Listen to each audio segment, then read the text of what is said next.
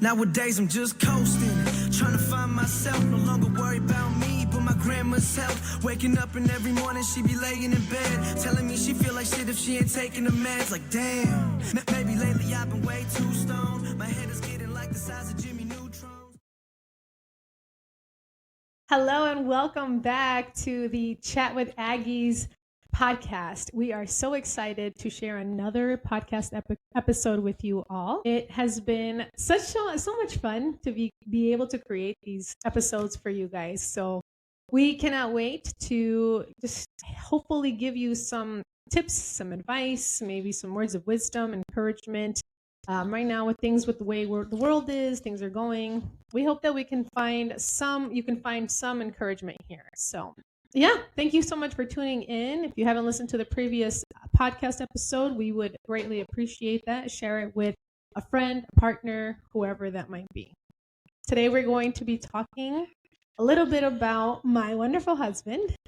Again.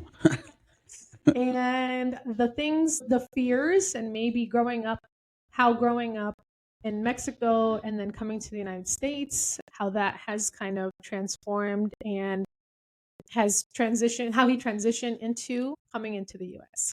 So That's going to be a very boring story. no, it's going to be a great story because there's so much that you have seen, have done, and these are things that people want to also know that they are not alone, that they also have maybe similar experiences. So tell us a little bit about. I think there's so many stories to tell in this country because this country is full of immigrants and this country was created by immigrants. Everyone that originally came to this country wasn't from here. Only if you're a Native American, then you can truly consider yourself being from this country. But I think throughout the years in this country, we have learned that immigrants come here and we adapt to what this country has to offer. And we take advantage of those opportunities because maybe from the original country that you came from, you didn't have the opportunities that you have now. We are this old and we have gone through whatever struggles that you go through to see how blessed living in this country truly is. And we see it every day in our household. We see it every day in other households that we live here. And maybe this story can help someone kind of help themselves and have a mindset that it is possible, because it is possible. You just got to put your mind to it and set your goals to whatever you want to do. And don't matter your color, your race, where you're from, what country you're from.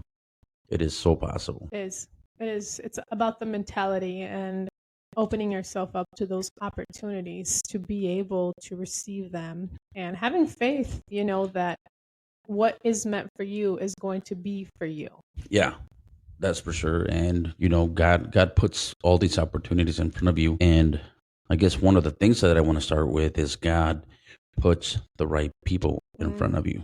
When I first came to this country, I was 10 years old, and first God put the right people in front of my parents to get the help, the help that we needed to be able to come to this country.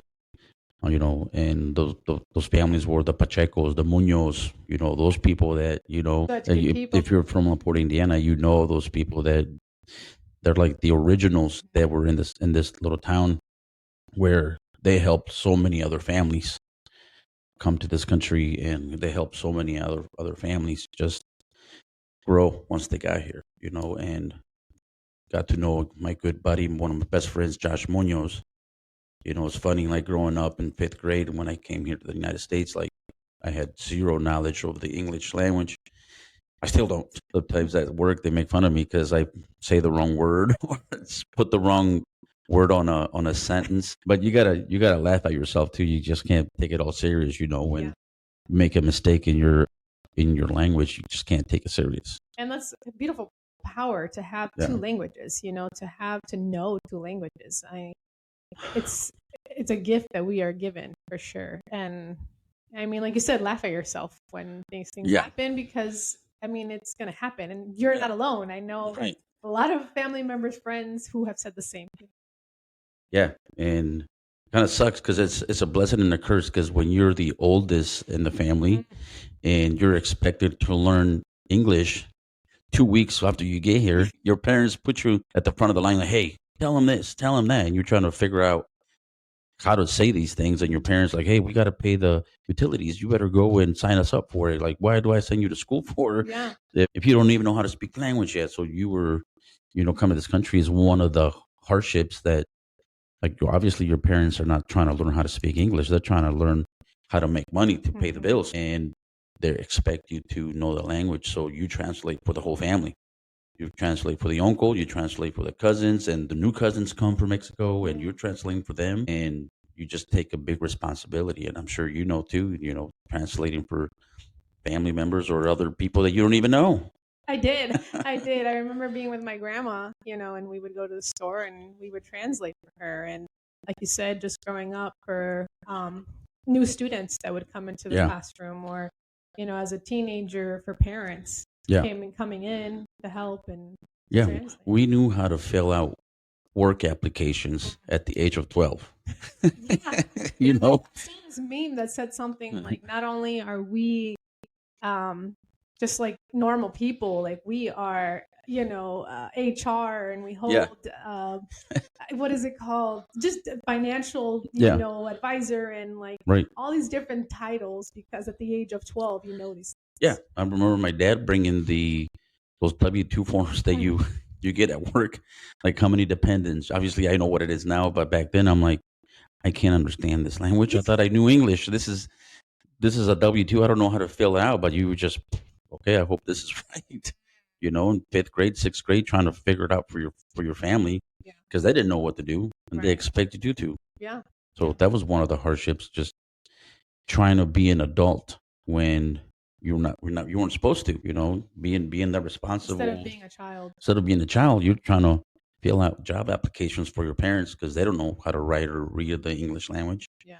And now here you are, fifth grader, being the secretary for Yeah. the for the whole family. I'm sure a lot of people can relate to that, Yes. and there's a lot of kids out there right now that are doing it for their parents, Mhm. and they feel like it kind of feels like a good thing, like you feel needed, like you feel like you're helping the family. Right. Because that's what, when you come here, it's like a big struggle. Like everybody's going through it. You as a child, you feel it. And I went to therapy a few years ago through the VA, and one of the things they told me is like, you're still suffering from that. Mhm. And I never thought about it. I never thought about it for in any moment because I didn't feel like I was struggling. But I mentioned all my story, how we came to the United States, and he's like, you're struggling through that. That's one of the things that I could tell that. And I'm like, what? No, Mhm. no way. But obviously it is. But you didn't know any better. I didn't know any Like, better. there was Yeah. no one to tell you that that was a struggle, or that was something that you weren't supposed to be feeling or being or doing. And that's why it's so hard, because you didn't know any better. You didn't know any different. And now when someone brings light to it, it's like, what? Right. That's just who I was raised to be.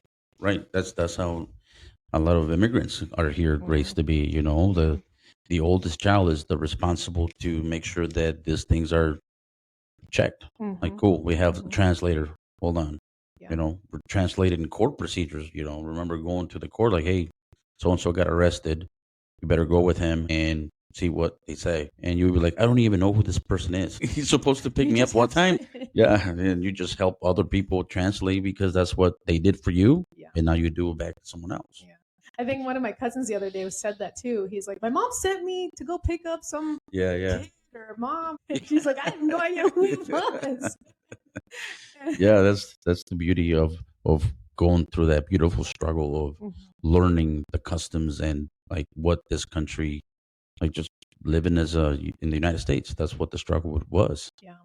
And those struggles also, they weren't fun, but they also helped develop a lot of really great values, good morals, helped shape us into who we are today, and gave us a different insight into who we could be. Yeah. Breaking those generational cycles, because now that we are parents, we Yeah. hope that we can give our children a different life in a way where they don't have to know what it feels like to do those things, and they could But just enjoy being children. I feel like the struggle now as a parent is more of like I'm trying to let my child be a child, but at the same time, I want him to be that little me, Yeah. Like sometimes I see like my son, he's 9 years old, and I see him just being a kid.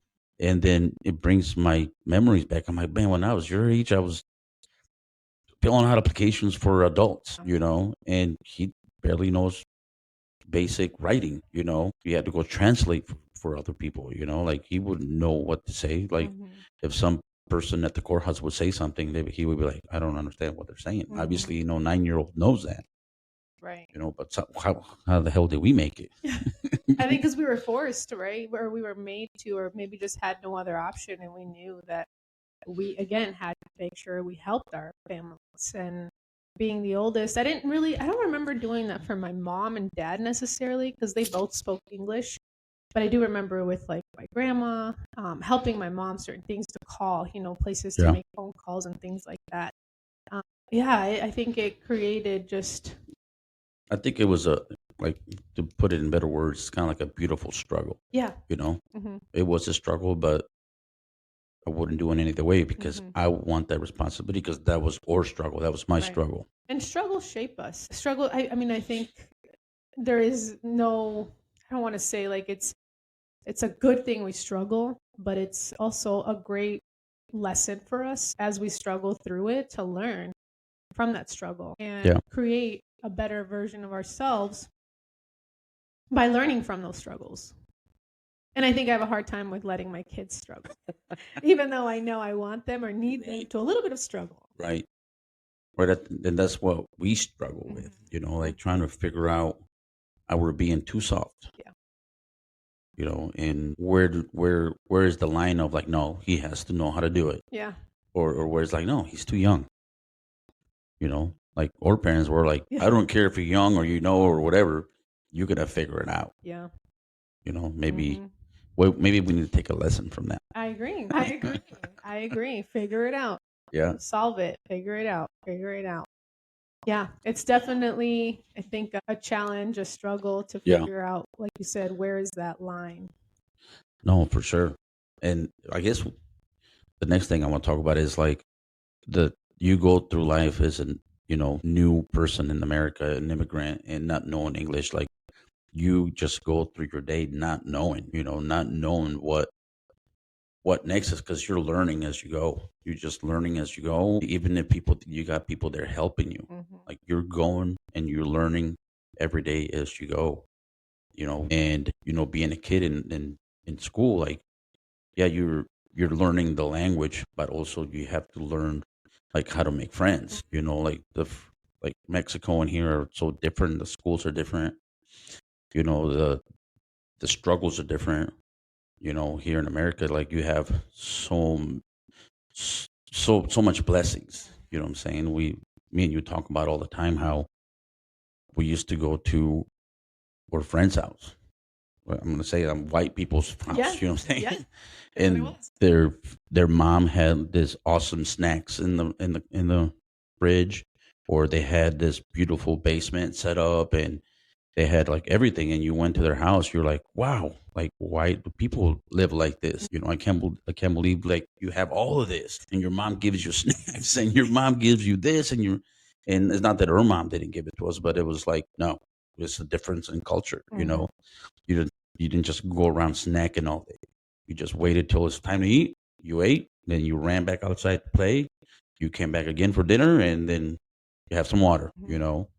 And it's just like the difference in culture that when you go to school, like you see so much different things, and you have to adapt and learn and be mindful of what other this culture has to offer. Yeah, yeah.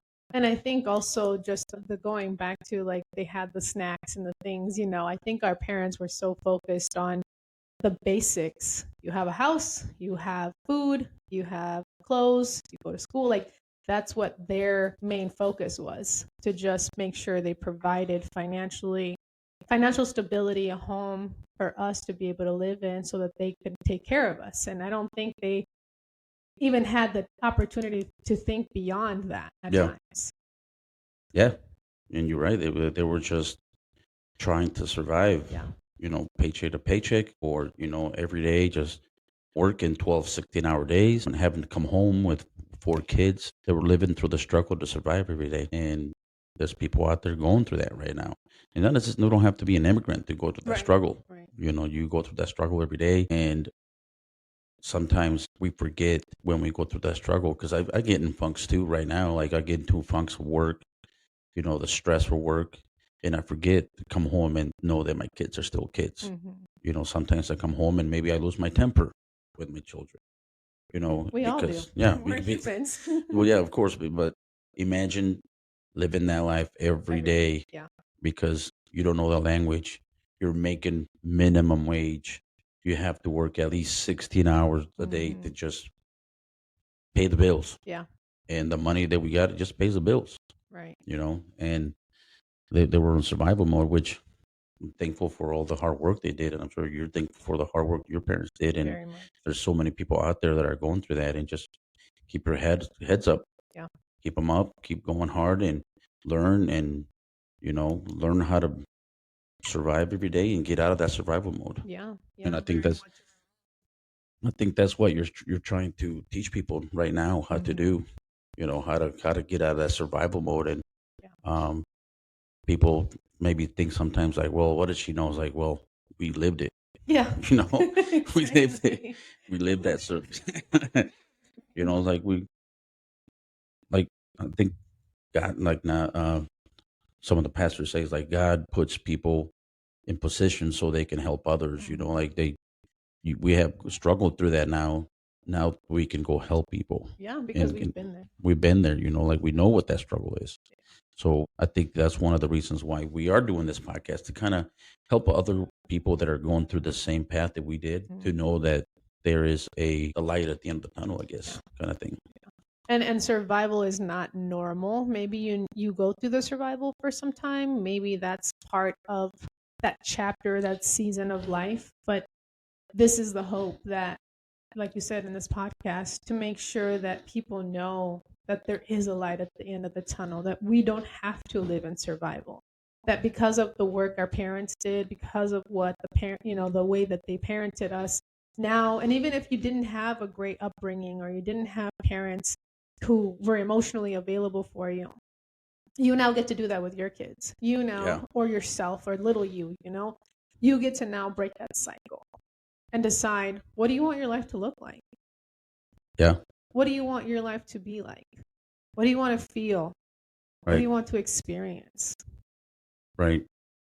I think one of the biggest things that I learned growing up, because we were living in survival mode all the time, that there's no time to make yourself the victim. Yeah. You know, like, I've never felt like I was the victim of anything growing up, even when we were at our poorest state, mentally or financially. Like, we were never victims of anything. We always, the outcome of what where we were at is because of our output or lives, So, and I still hold that to this day. Like, some bad things happen to me, I'm not a victim of anything. It's just, maybe God wanted me to fail. Maybe God didn't want me there. Maybe I didn't work hard enough. Maybe there's someone better than me. Yeah. Yeah. You know what I'm saying? So those struggles growing up kind of taught me that. Mhm. Taught me that I'm not a victim. I'm always, even if I am a victim to it. Maybe someone purposely victimized me on something. I don't think about it. I just Yeah. move on. Like, cool. This is not where I'm wanted. This Mhm. is not what God wanted me to do. So I move on. They say rejection is God's redirection. Exactly. That was good. It is. That And was that's good. what I read a while ago, and it stuck with me. God, God's rejection is God's redirection. Yeah, that's good. And it's like, wow, what a beautiful way to see it that way. Yeah. I don't have to feel like when rejection happens, or mistakes happen, or things happen that maybe we are not so pleasant, or maybe we didn't expect. It's like, okay, well, God didn't want me there. Maybe not yet. Maybe not right now. Maybe that's not for me. So I Yeah. love that saying. Yeah, that was great. That was perfectly placed. You've been waiting for that nugget, haven't you? You've been waiting to pull that out. Plug that in. Tell us a little bit about high school. What was high school Ooh. like? high school. High school growing up, like I still didn't feel confident enough with my English. So it was like I was really shy.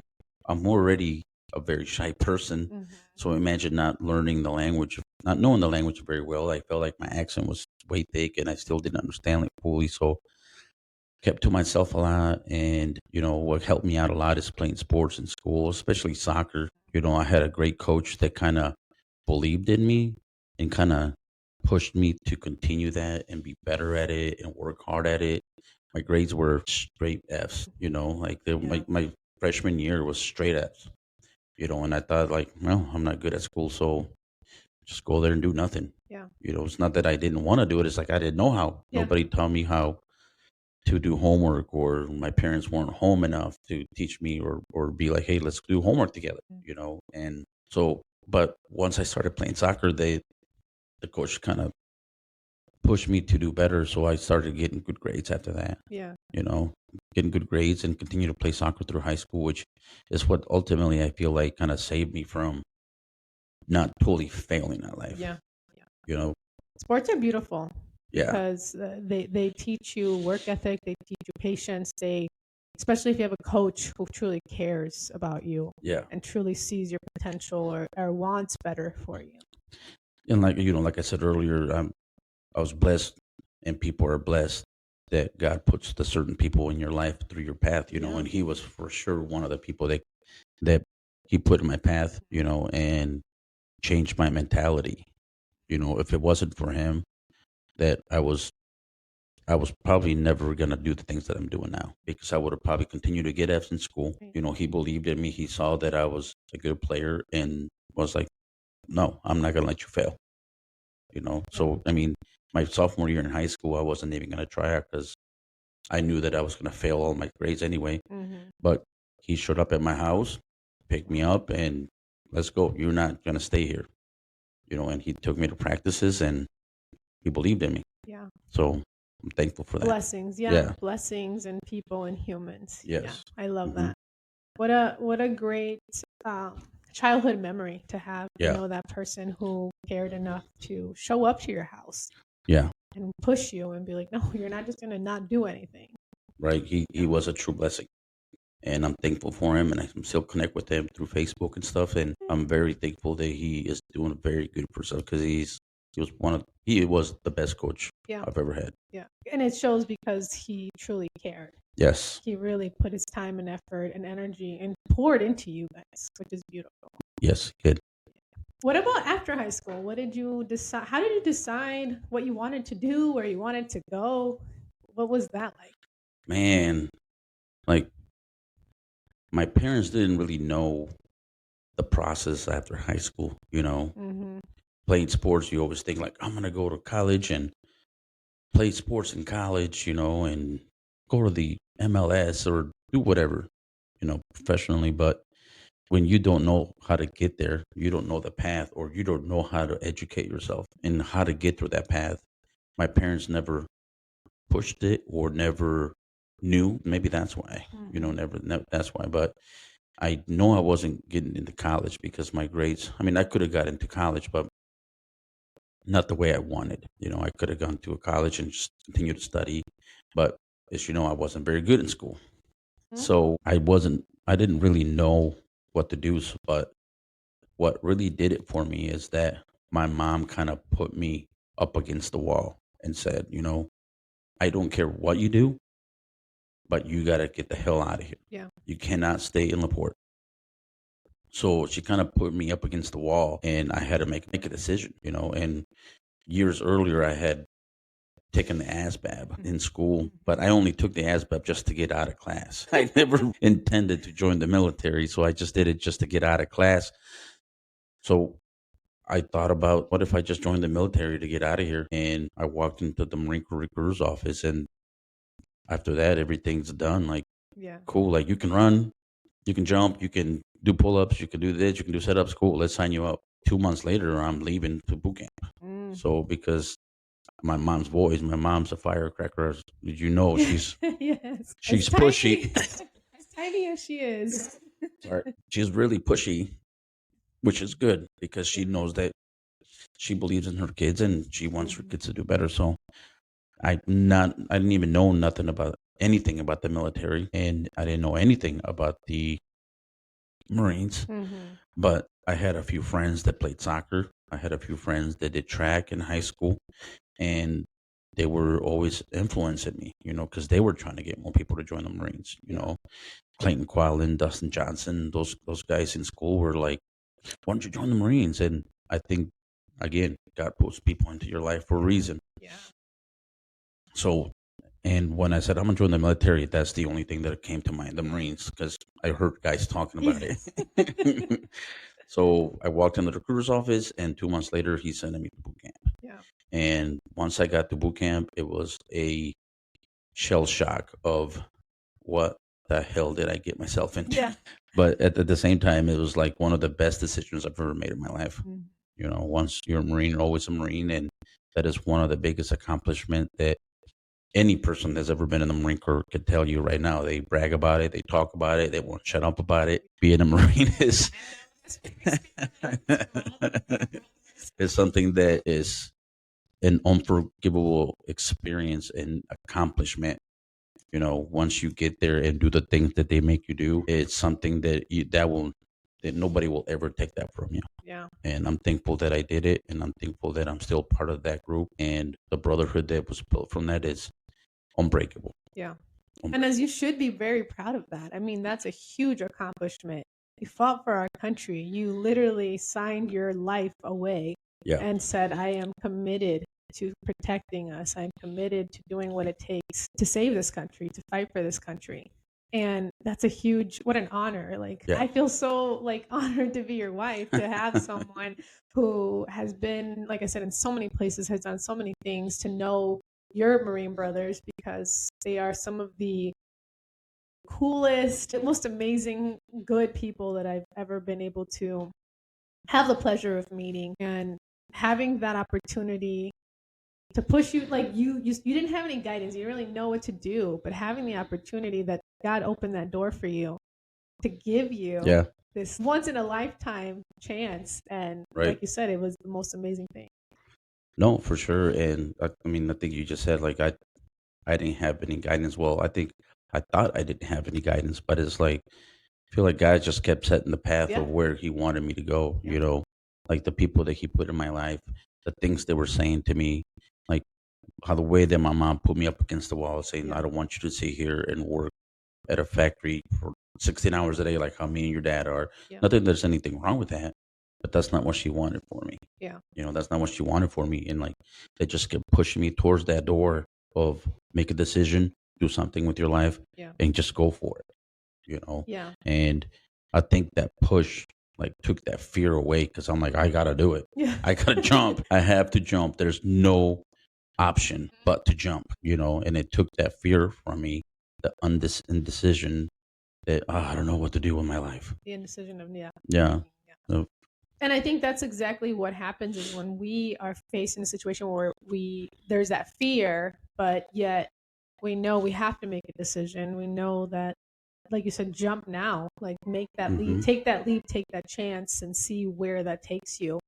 Um, and you don't ever really know, because of the unknown, right? Yeah. Fear of the unknown, but you don't really know what it's going to give you back, or what you're going to experience and see through all of that.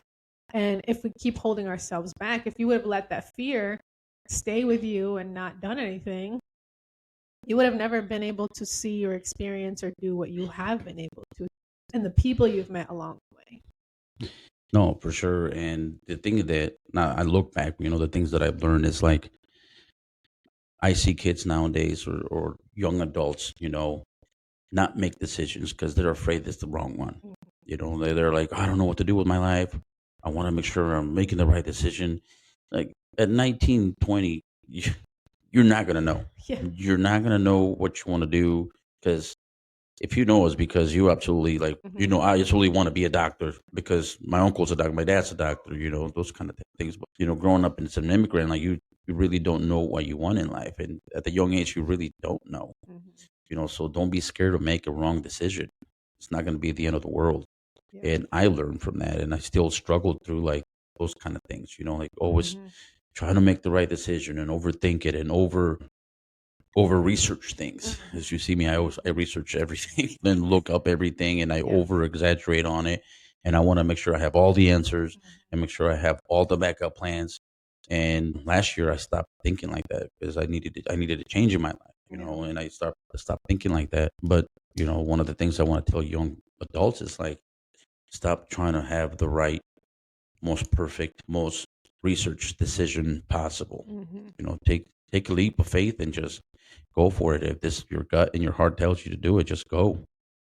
You Because know, you realize how much more capable you really are yeah, when you do it. You are able to show up for yourself differently because you take this chance, and then you don't have you don't know what you can achieve or have if you don't do it. You yeah, don't know what you can experience if you don't try it. You don't know what you're going to learn about yourself if you don't actually follow through with doing that. right. No, that's absolutely right. Like if TikTok and Facebook and YouTube and all these things would have been back then, I would have researched and over researched Yeah. the Marine Corps and seen what really happens in the Marine Mhm. Corps and like how hard it is and all the things they make you do. Mhm. I would have never made a decision. Yeah. I would have been like, hell no, I'm not getting yelled at like that. Like, hell no, they're not going to let me sleep for 3 days. No, I'm not doing that. I would have over researched and like, no, that's too hard. I was just gonna say, because it would have instilled this fear of Yeah. that's gonna be too hard. I can't do that. Right. I'm not capable. Like that's not something I want for myself. Or Right. whatever, the inner critic loves to tell us. Right. And yeah. Right. So I made that decision knowing zero things about the Mhm, Marine Corps. mhm. Zero. Like all I knew was that I was supposed to run fast, do pull ups, do a lot of sit ups, and learn how to shoot guns. Yeah. And I'm like, all right, I guess let's go. But and then I learned actually what it was is like it's Marine Corps is a lot more mental toughness, and Mhm, that was like mhm. a shell shock to me. Yeah. The shell shock, like what did I get myself into? Right. It was like the mentally they break you down to zero and they Mhm. build you up to be this other man. Right. Like little Vic went to boot camp, another person came back. A greater person came back, a person you didn't Yes. even know Yeah. you even could be, I'm sure. Yeah. The confidence level went up. Yeah. I stopped being so shy. I was Mhm. still shy. I'm still a shy person, but um, the confidence level of if that's something I want to do, I'm going to do it. I'm going to try it. And I also think confidence where it led you to going into the police work, right? Being in law enforcement, like it helped you develop this confidence of going out there in the face of danger and protecting people and showing up to protect others or serving in a way that you felt like this is what I'm called to do. This is what I'm passionate about. No, for sure. After the military, I ended up becoming a police officer, and thankfully a lot because I had a neighbor that was a cop, Hmm. and he saw me grow up ever since I was in middle school. So he kind of knew who I was and saw me grow up, and again, he believed in me and believed Hmm. that I could do the job. And he went to the house and dropped off an application. And I said, "What is this? What is this for?" He's like, "Oh, you're gonna become a cop." He didn't ask me. He told me. He's like, Yeah. "You're gonna become a cop. I need you to fill this out." It's like, "Oh, okay, sure." And me not knowing what I'm gonna do, what my next step was gonna be, I was like, "Sure, I'll give it a try to see what." In my mind, I'm like, "There's Hmm. no way they're gonna pick this little immigrant, that Hmm. barely knows how to speak English." This is probably I've been in the States for like 14 years. You know, At that point. at that point, Hmm. I had been in the States for 14 years, and I had just gotten my citizenship like 2 years before that. Oh my You know God. what I'm saying? So it's just like I'm not sure if I'm able to do this job, Yeah. but he believed in me. He believed in who I was, and Hmm. he continued to bug me about it because he dropped off the application and I never filled it out. So like 2 weeks later, he came by again and was like, "Where is it? I need Hmm. it." I'm like, "Well, yes, I'll fill it out for you." And he did, and I kept getting phone calls, and then phone calls back to come back for a second interview, third interview, and then Hmm. you know, I guess my confidence wasn't there to know like because it required a lot more, not mental toughness, but more of study. Hmm. Learn the law and I barely knew how to be a Marine, Yeah. barely knew how to graduate high school. Now you want me to learn the law of America? Like, oh my gosh, you Yeah. know? But with that fear of not knowing, I think my mom's saying, Voice. and her words were in my head, like, you're not going to sit here. And I kind of see, like, you're going to do this. You're Mm. going to do this. Like, she put me up against the wall. And I continue to think that, like, cool, I'm up against the wall. Let's go. Yeah. Let's go. Let's take the step and let's see if it works, it works. And I So, think sometimes in life we need that. We need those people, or we need that push to get uncomfortable because, like we talked about before, comfort zones. Comfort zones, you can stay there for a they long, kill long dreams. time. They kill dreams. They Nothing grows in the comfort zone, like they Right. say. And we need to learn how to step out of that comfort zone. But sometimes we do need that push. Sometimes we do need that person to who does believe in us to push us to again give us the opportunity to be like, go, get out there, go do this, or have our parents' voice or that person's voice just creating that belief in ourselves to try something, to do something. Right. And I think one of the things that I've learned about, like if someone comes to you out of the blue and says, like, hey, have you ever thought about doing this? That's because they see something in Yeah. you. They're not just going to ask you, like, hey, you, what do you think of being an engineer? Like maybe because they see something on you and they're engineers, or something like someone, because they believe in you. They believe like, hey, I've been doing this job. I think you can do great at this Mm. job. Listen to that. Listen to those people that come to you and give you that type of hype, Exactly. because they've been doing it. They know what it takes. And if they come to you and ask you, like, have you ever thought about doing this? That's because they believe in you. Yeah. Yeah. And I think sometimes they see something that we don't see in ourselves. Right. I feel like that's kind of what your stories, as you've shared, you've had those people in your life that have seen you or have seen so much more potential or see you, your skills, your abilities more, even more in depth than what you see yourself. Yeah. How you see yourself, like they see you in a much greater capacity, and that's what pushes them to tell you, or it pushes them to keep you in that momentum of like, let's do something, let's do this. No, yeah, for sure. And then like in the military, you see a lot of that. You see a lot of people that are great leaders, they're amazing leaders and they've been doing the job for a while and they pick people who they believe are more capable and have those leadership abilities. Mhm. I serve with so many great dudes in the military, so many different personalities, Mhm. like my best friend Dave, my best friend Joe, like as you know them, totally opposites. They act like boyfriend and girlfriends when they when they're together. Just the I just learned so much from the military. There's so many people from so many walks of lives. Mhm. There I met a lot of people like me. A lot of people that migrated to this country and they're trying to gain citizenship or they're Mhm. trying to prove themselves to this country. Like I belong here. Yeah. I belong in this country, and they did it. We went to combat together, and they were given the opportunity to become citizens like me, and now they're taking advantage of that dream. Like immigrants, I know it's a cliche for a lot of Americans, like the American dream, but for us immigrants, that's a true story, and we make it a true story, Oh, and we strive for that American dream, mhm. and we still believe in it. Because when you want it or you desire it, you put the time, the effort to do it, to make it happen. There's going to be struggles, there's going to be hardships, there's going to be challenges, but I think we rise above every time. We rise Yeah. above and we actually Hmm. conquer the obstacles that come into our life.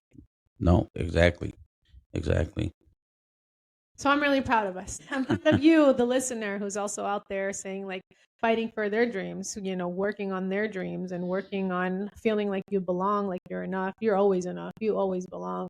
If you don't have a table, like they say, create a table and invite those who you feel are, also on that same journey, and welcome them with open arms. But yeah, I loved, thank you so much for just sharing so much of what you've experienced, because I think a lot of our listeners can also relate in some way, shape, or form to those parts of your life and the things that you've also have seen or done or experienced yourself. What would you say to the listener uh, who is feeling maybe defeated, feeling like they don't have that person who's pushing them?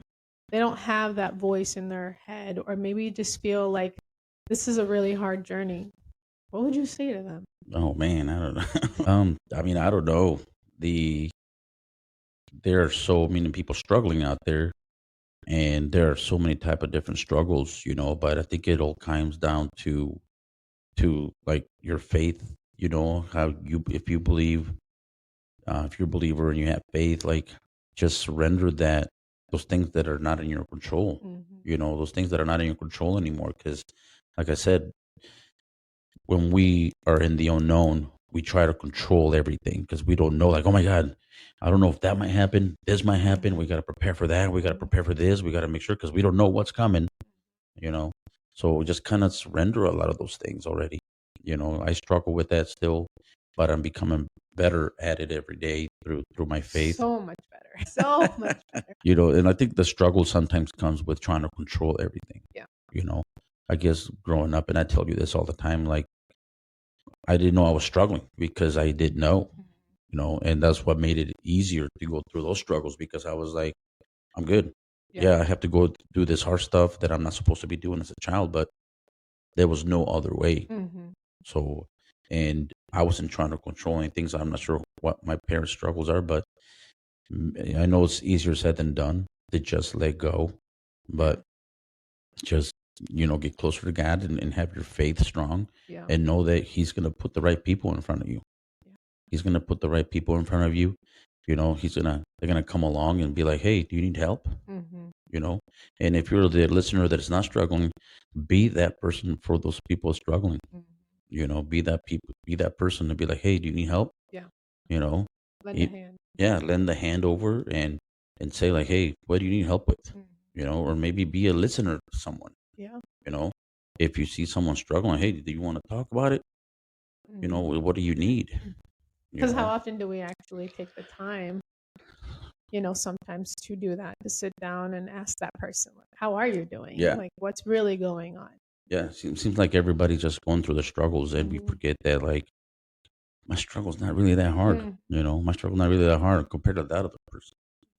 So maybe taking the time to just maybe listening or asking like, what do you need help with? And sometimes I feel like sometimes you're put in that position to like listen, like my struggle's not really that bad. Maybe I should help someone else, and it will make me feel better because now I feel fulfilled with that God put this person in this position for me to help them. Some of the greatest, I've learned this, is some of the greatest speakers, some of the greatest leaders.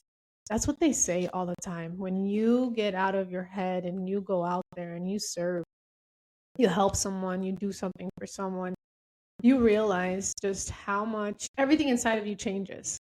Something within you just changes so much that you feel so much gratitude. Yeah, And it's getting out there to help, to serve, to do something for someone else. yeah, I see it.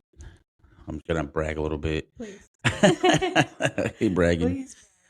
but I see it in you when you didn't expect that one. I see that in you when you come home and you see changes in your clients. When you see changes in your clients when they make they take that leap forward of faith, or they make the changes they've been asking you for help or asking God for help.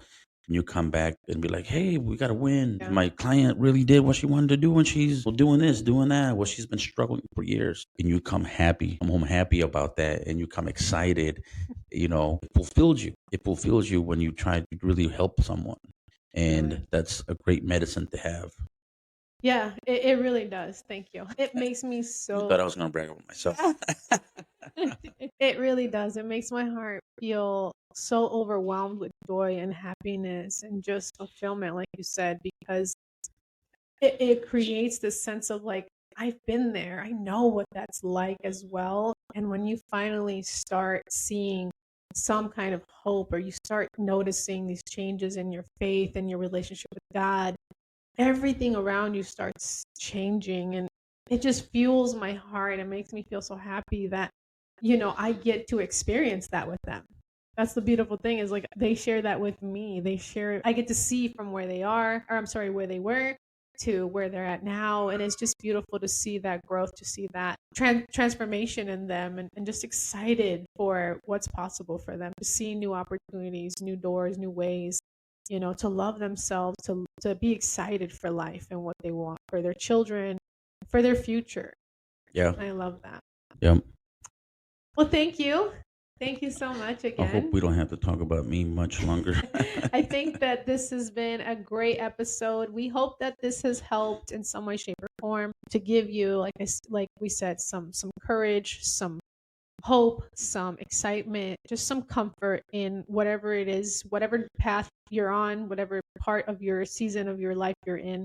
We hope that this helps you, and we will be sharing our next episode in about 2 weeks or so. So expect them on Monday, every other Monday. And we will be talking, we'll see what we talk about. I'll kind of share about it on Instagram, Facebook, if you follow me there.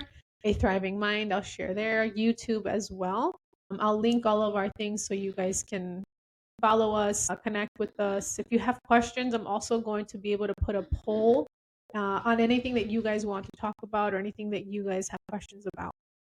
So thank you again for tuning in. We hope that you have enjoyed this episode. We just want to be that voice. We want to be that voice. We want to be an advocate. We want to be leaders, not because we know everything, but because we are citizens of God. And that is our duty, to be able to share his word, talk about some of the things, some of the testimonies, our testimonies, and what God has done for us in our life. You are so good at that. I love you. Love you. Thanks. All right. Goodbye, everyone. Thank you. Nowadays I'm just coasting, trying to find myself, no longer worried about me, but my grandma's health. Waking up and every morning she be laying in bed, telling me she feel like shit if she ain't taking the meds. Like damn.